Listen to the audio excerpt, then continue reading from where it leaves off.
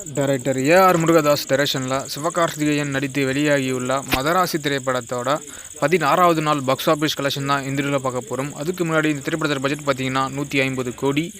மதராசி திரைப்படம் 16வது நாள் தமிழ்நாட்டில் 1 கோடியே 5 லட்ச ரூபாய்க்கு மேலே வசூல் பண்ணியிருக்கு.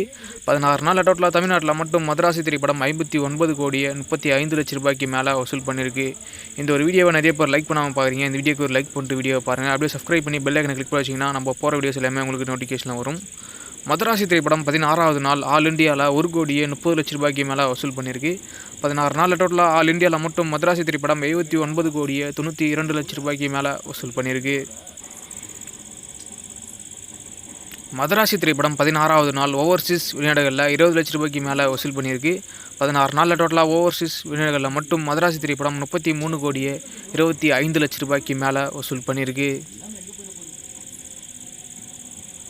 மதராசி திரைப்படம் 16வது நாள் வேர்ல்டு வைடில் 1 கோடியே 50 லட்ச ரூபாய்க்கு மேலே வசூல் பண்ணியிருக்கு.